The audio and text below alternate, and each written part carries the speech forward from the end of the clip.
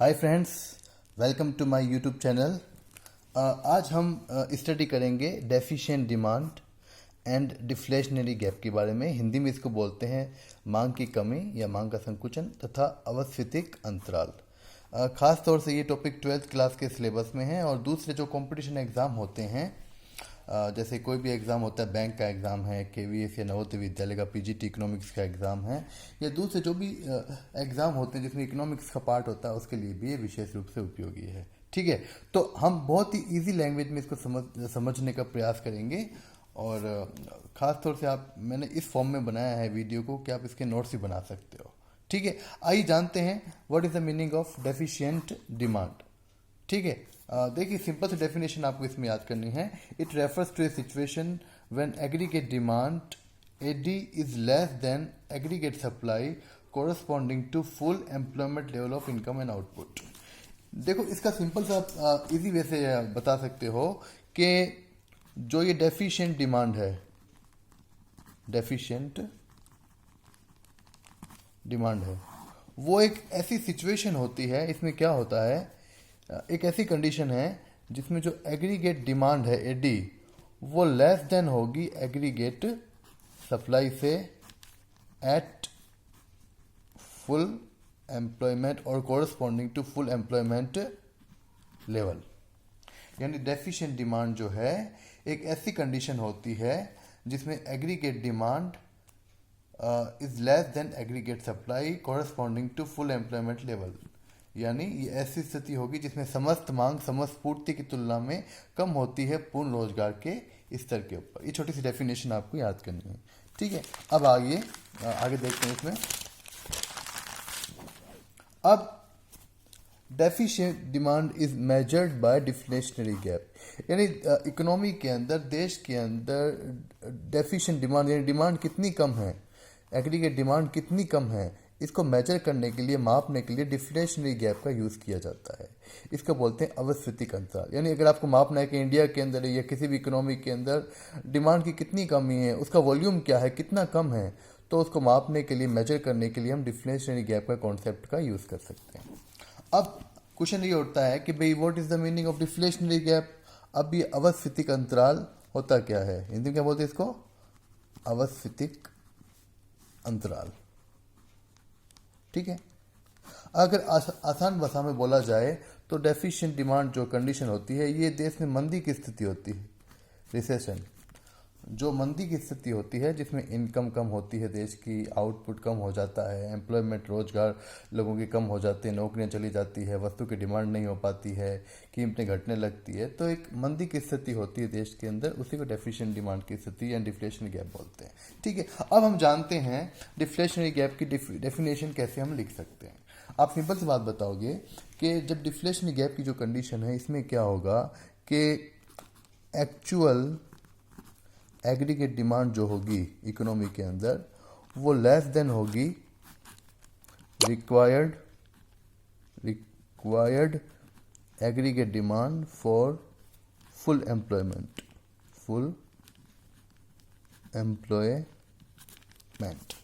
यानी इसमें क्या होगा कि जो इकोनॉमी के अंदर एक्चुअल में वास्तविक रूप से जो एग्रीगेट डिमांड होगी, वो उस एग्रीगेट डिमांड की तुलना में कम होगी जो फुल एम्प्लॉयमेंट करने के लिए, इकोनॉमी के अंदर पूर्ण रोजगार प्राप्त करने के लिए चाहिए थी। ठीक है, यानी मान लीजिए अगर इकोनॉमी के अंदर फुल एम्प्लॉयमेंट, पूर्ण रोजगार की स्थिति लानी है, तो उसके लिए जो जरूरी, जो आवश्यक, जो रिक्वायर्ड एग्रीगेट डिमांड है, वो मान लो 120 की है। ठीक है, लेकिन एक्चुअल में एग्रीगेट डिमांड जो है वो 90 की हो पाई।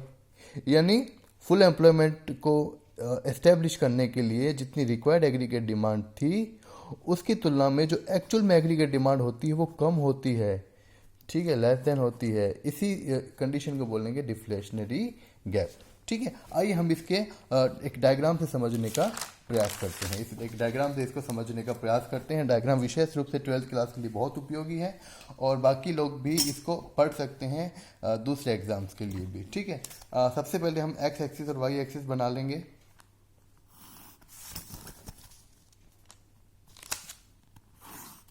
देखिए, ये पॉइंट ऑफ, ये जो है, ये पॉइंट ऑफ ओरिजिन हो गया 0, this is X axis and this is Y axis. Y axis पे हम एग्रीगेट डिमांड एग्रीगेट सप्लाई को बता सकते हैं। चाहो तो खाली एग्रीगेट डिमांड लिख दोगे तो भी सही है, क्योंकि एस पहले से नीचे भी आ जाता है वाई के रूप में, कोई बात नहीं। एंड देन इस ओ एक्स एक्सिस पे इनकम, आउटपुट और एम्प्लॉयमेंट को रिप्रेजेंट करना होता है।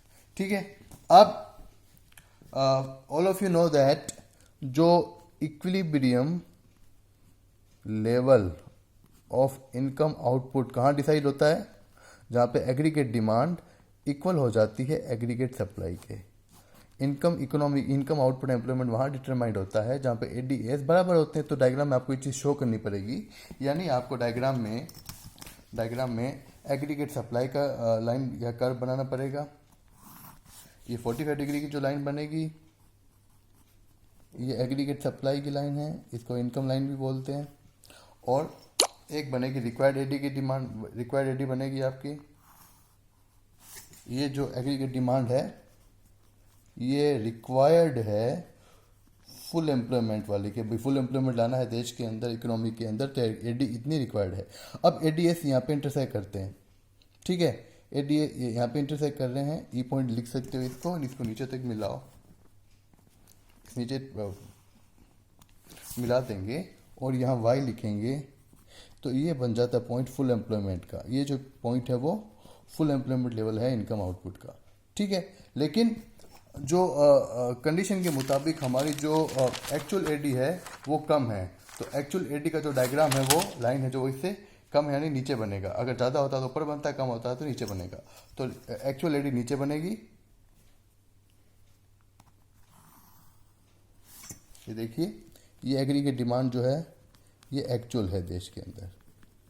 अब ये कहाँ पे आ रहा है, ये यहाँ पे इंटरसेक्ट कर रहा है E1 पे।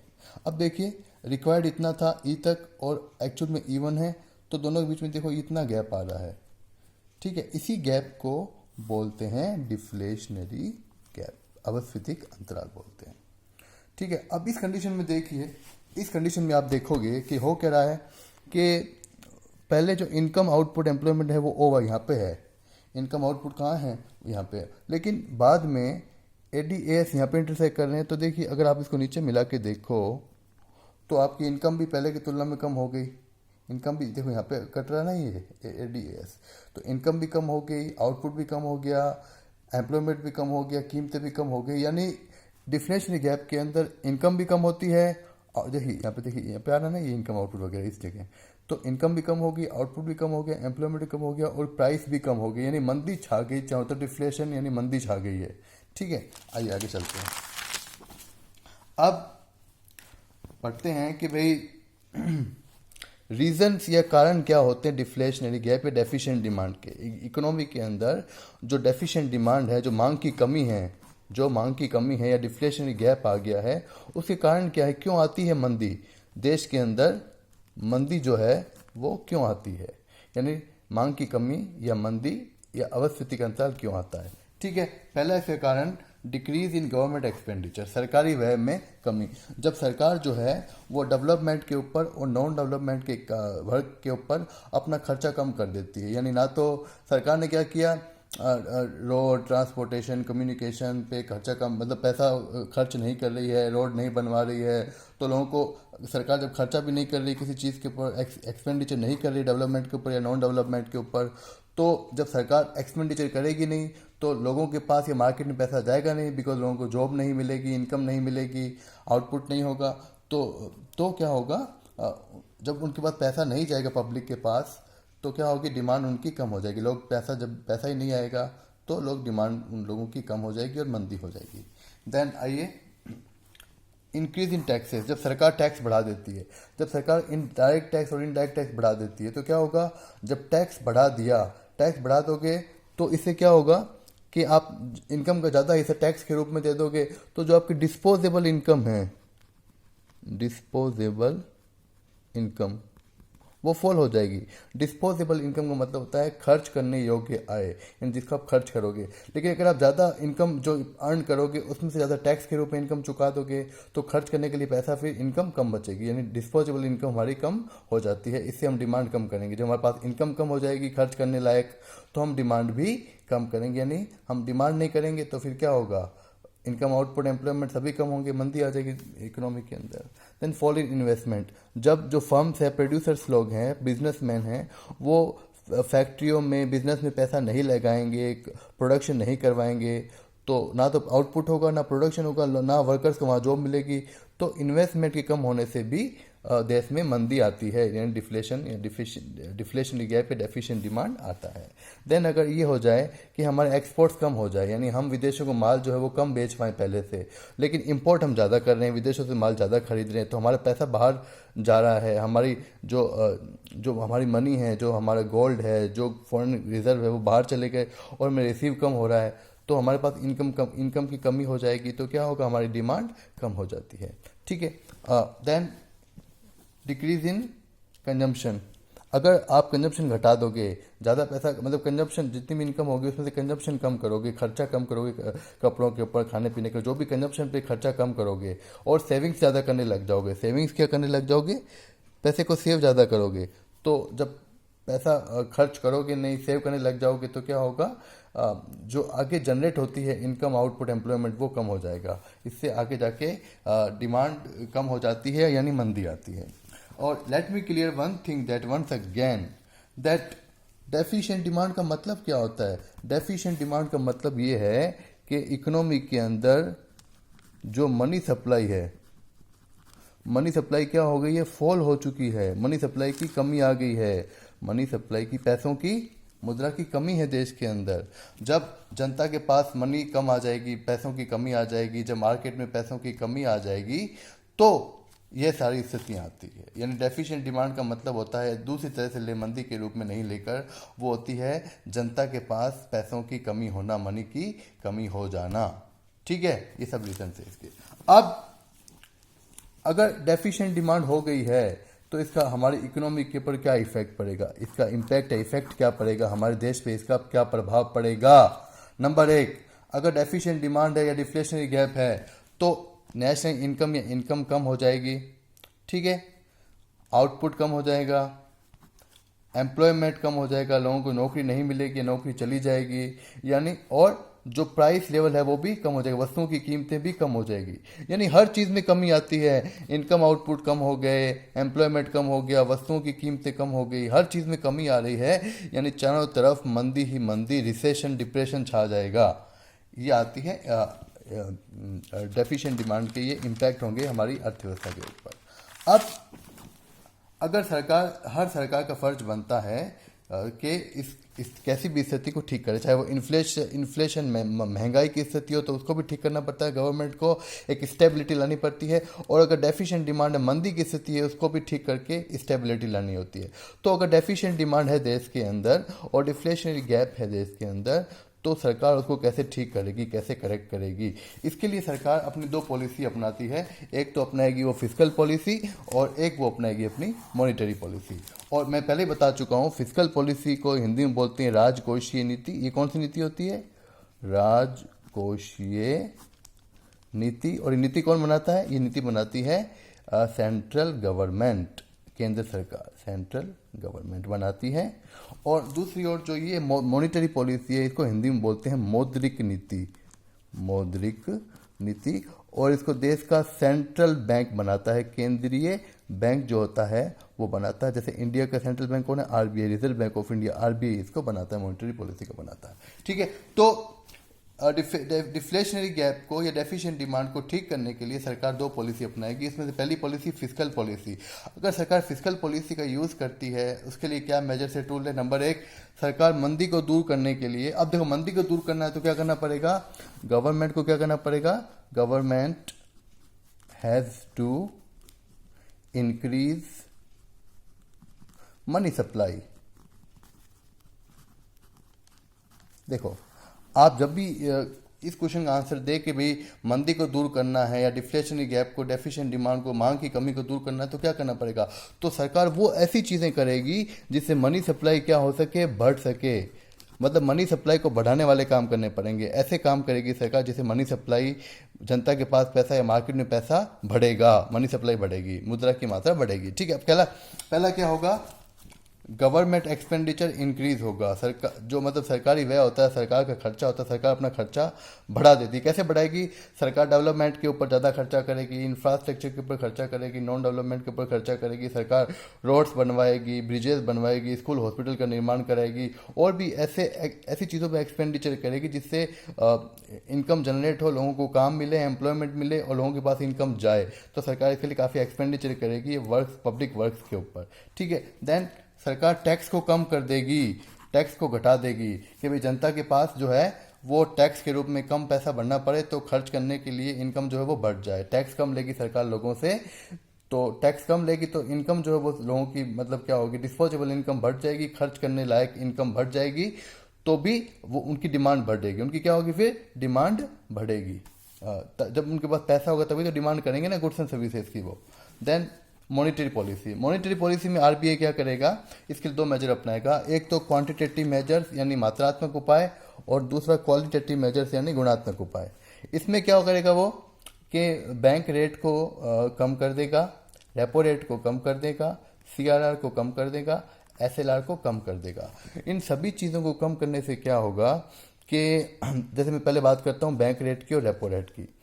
बैंक रेट और रेपो रेट को कम करने से क्या होगा, जो लोन है वो सस्ता मिलेगा कमर्शियल बैंकों को, और लोन जो है वो पब्लिक को भी कमर्शियल बैंकों से सस्ता मिलेगा। यानी जो लोन है लेना, ऋण लेना सस्ता हो जाएगा, जिससे लोन की डिमांड बढ़ेगी, और लोन बढ़ने से जनता के पास पैसा आएगा, लोन आने से जनता के पास, पब्लिक के हाथ में पैसा आएगा, मनी सप्लाई मार्केट में आएगी, और उनकी डिमांड वापस बढ़ के मंदी दूर हो जाएगी। दूसरी ओर सीआरआर एसएलआर में क्या होगा कि जितना भी पैसा जो लोग डिपॉजिट करवाते हैं बैंकों में, उसमें सरकार क्या करती है, सीआरआर एसएलआर को खुद के पास और आरबीआई के पास जमा कराती है।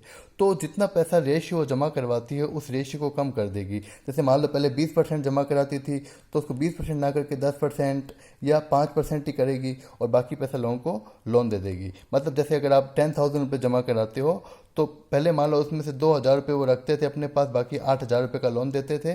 तो अब वो केवल उसमें से 5% ही अपने पास रखेगा, और ज़्यादा पैसा लोगों के पास लोन के रूप में जाएगा। तो मनी सप्लाई जो है वो बढ़ जाएगी, लोन की डिमांड बढ़ जाएगी।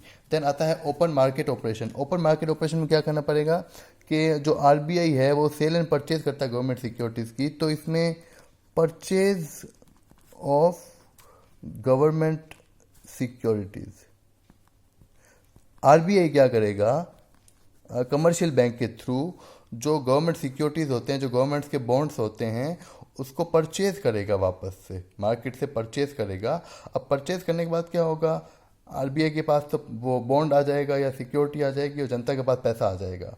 तो ये सभी ऐसे चीज़ें हैं जिनसे कहीं ना कहीं इकोनॉमी के अंदर मुद्रा की मात्रा, मनी की सप्लाई बढ़ेगी, लोन की डिमांड बढ़ेगी, लोग ज़्यादा लोन लेंगे, लोगों के पास ज़्यादा मनी आएगी। तो इससे मनी सप्लाई बढ़ के मंदी, जब भी मनी सप्लाई बढ़ेगी तो वो डिमांड करेंगे, डिमांड करेगी तो मंदी जो है वो दूर हो जाएगी। देन क्वालिटी मेजर में क्या कर सकता है, मार्जिन रिक्वायरमेंट को कम करना पड़ेगा। मार्जिन रिक्वायरमेंट का मतलब, अगर किसी को लोन चाहिए तो जितना लोन का अमाउंट होता है उसके बदले में उसको अपनी सिक्योरिटी गिरवी रखनी पड़ती है। जैसे घर का पट्टा, ज़मीनें वगैरह गिरवी रखनी पड़ती है। तो मान ली उस रिक्वायरमेंट को कम कर देगी। रिक्वायरमेंट मतलब जैसे अगर पहले मान लो आपको 1 लाख का लोन चाहिए, और पहले रिक्वायरमेंट थी 1.5 लाख की सिक्योरिटी की, तो कितना गैप आ रहा था, 50,000। यानी अगर आपको 1 लाख रुपए का लोन चाहिए तो आपको 1.5 लाख की सिक्योरिटी, वैल्यू की सिक्योरिटी गिरवी रखनी पड़ती थी।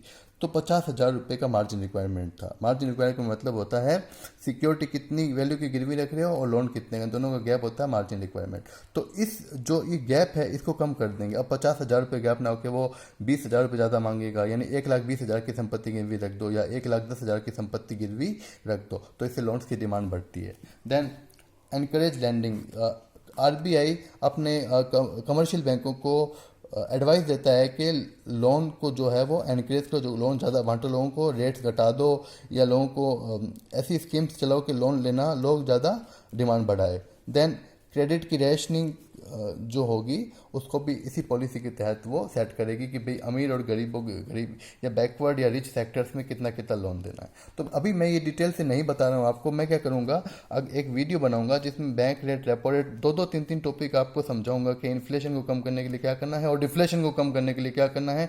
डिटेल से एक एक पॉइंट को मैं लूँगा, अभी केवल बेसिक नॉलेज में समझा रहा हूँ।